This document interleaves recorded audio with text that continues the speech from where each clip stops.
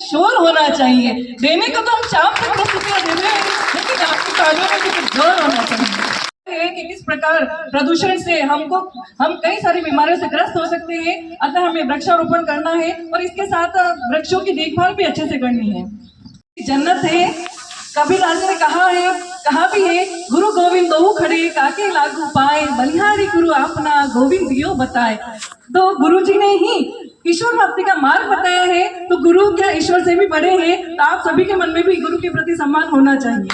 Sir, आपने बताया कि भारत अनेकता में एकता का देश है और उस अनेकता में भी एकता के सूत्र में पिरोने वाली हमारी मातृभाषा है हिंदी, जिस पर हमें गर्व करना चाहिए। और ये केवल एक आज हिंदी दिवस मनाने पर ही नहीं, हमें हमेशा हमारी कक्षा में, हमारे गांव में, हमारे पूरे देश में जब भी हम कहीं पे भी जाए तो हमको हिंदी भाषा का, और विदेश में भी जाए तो हमें बड़े गर्व के साथ हमारी हिंदी भाषा का प्रयोग करना चाहिए, तभी हम सच्चे अर्थों में हिंदी भाषा को सम्मान दे सकेंगे।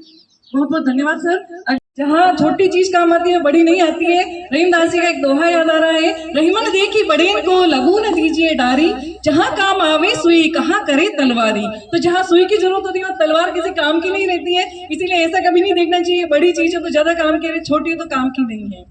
जी लेंगे सरकार तेरी सरकारी में, मुझे रख लेना ठाकुर जी अपनी दरबारी में। करती हूँ भारत माता से गुजारिश कि हिंदी भाषा की भक्ति के सिवा और कोई बंदगी ना मिले, कि हिंदी भाषा की भक्ति के सिवा और कोई बंदगी ना मिले। हर जन्म मिले हिंदुस्तान की पावन धरा पर, हर जन्म मिले हिंदुस्तान की पावन धरा पर, या फिर कभी जिंदगी ना मिले। धन्यवाद।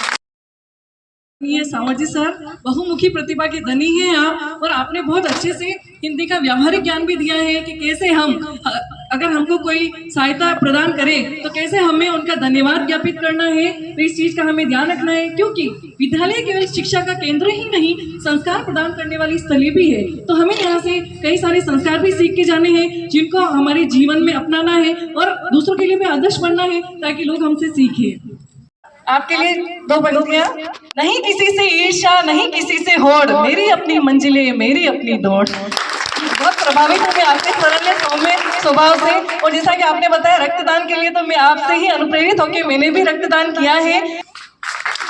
सर, आपने बताया कि भारत अनेकता में एकता का देश है और उस अनेकता में भी एकता के सूत्र में पिरोने वाली हमारी मातृभाषा है हिंदी, जिस पर हमें गर्व करना चाहिए। और ये केवल एक आज हिंदी दिवस मनाने पर ही नहीं, हमें हमेशा हमारी कक्षा में, हमारे गांव में, हमारे पूरे देश में जब भी हम कहीं पे भी जाए तो हमको हिंदी भाषा का, और विदेश में भी जाए तो हमें बड़े गर्व के साथ हमारी हिंदी भाषा का प्रयोग करना चाहिए, तभी हम सच्चे अर्थों में हिंदी भाषा को सम्मान दे सकेंगे।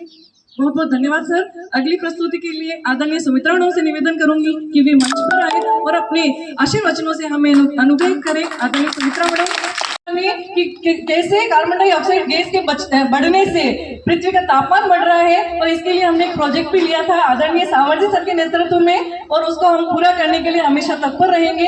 अगली प्रस्तुति के लिए मैं आमंत्रित करती हूँ, धड़कन है और मैं भी करती हूँ भारत माता से गुजारिश कि हिंदी भाषा की भक्ति के सिवा कोई बंदगी ना मिले। करती हूँ भारत माता से गुजारिश कि हिंदी भाषा की भक्ति के सिवा कोई बंदगी ना मिले। हर जन्म मिले हिंदुस्तान की पावन धरा पर, या फिर कभी जिंदगी ना मिले।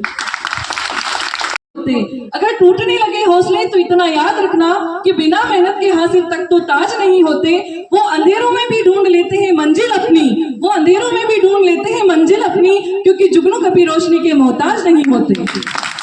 राजभाषा है और हिंदी बहुसंख्यक लोगों की भाषा है। अगर हम हिंदी को राष्ट्रभाषा भी कहें तो इसमें कोई अतिशयोक्ति न होगी। जो चाहता है इस संसार में कुछ मान और सम्मान है, उसके लिए इस मंत्र से बढ़कर और नहीं कुछ विधान है। जिसको न निज भाषा निज देश का अभिमान है, वह नर नहीं नर पशु निरा और मृतक समान है। अरे मन ही मन का मीत, मन जो में मन बावरा, मन के अद्भुत रीत, मन के हारे हार है, मन के जीते जी।